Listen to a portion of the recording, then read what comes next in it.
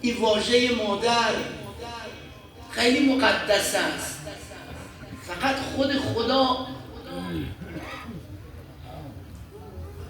خود خدا میدانه ارزش مقام مادره که بهشت زیر پای این مادرها قرار داده. ولی ایران بدانن مادرای ما، خواهرای ما، یکی میگن بهشت زیر پای مادرها، زیر قدوم مادرهاست. خیلی از مادرها با ارزش کار خودشان از بین میبرند. در خانه رفتار حضرت آقای هاشمی فرمودن مقام ام ابیها به تو تعلق یافت. پیغمبر دختر و مادر خطاب میفرماید ام ابیها ام النجبا ام الائمه ام الامه.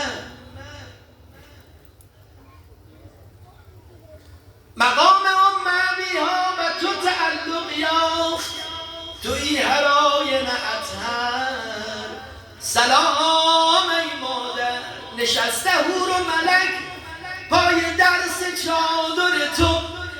سلام حوری پرور، سلام ای مادر، شدی به اذن خدا همسرانه همراهش تمام هستی حیدر. سلام ای مادر، گمان کنم بنویسن به خط صلح حسین در آستانه محشر. سلام ای مادر،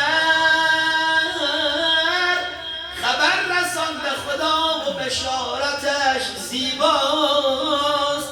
شفاعت همه ما به عهده زهراست. فردای قیامت به خدا و بشارتش زیباست. شفاعت همه ما به عهده زهراست.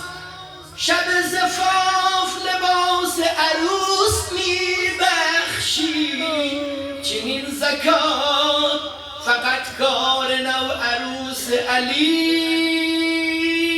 این بیت آخر من شعر طولانیست.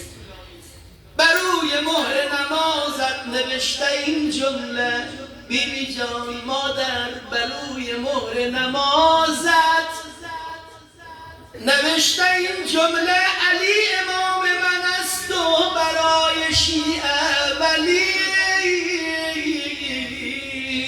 علی امام من است و برای شیعه ولیست. و شادمانی